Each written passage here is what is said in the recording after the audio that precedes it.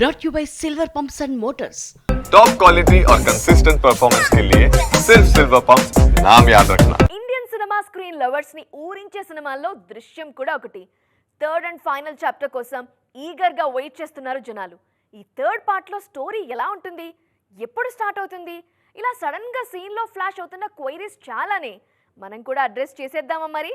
దృశ్యం 3లో జార్జ్ కుట్టి ఫ్యామిలీ గురించి ప్రతి డీటెయిల్ ని చూడండి అంటూ ఊరిస్తున్నారు జీతూ జోసెఫ్.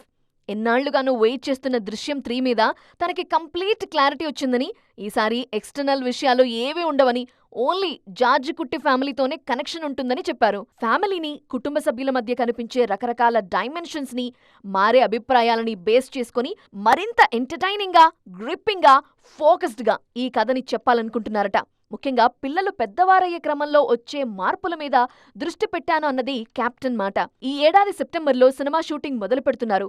ఫైనల్ డ్రాఫ్ట్ విన్నాక ఇది కదా జనాలు కోరుకునేది అని ఎక్స్ప్రెషన్ ఇచ్చారట మోహన్ లాల్. ఆ మాట వినగానే కాన్ఫిడెన్స్ లెవెల్స్ బూస్ట్ అయ్యాయని చెప్పారు కెప్టెన్. మలయాళంలో జీతూ జోసెఫ్ మొదలుపెట్టే ఈ సమయంలోనే హిందీలోనూ దృశ్యం మూవీకి ఫైనల్ చాప్టర్ సెట్స్ మీదకు వెళుతోంది.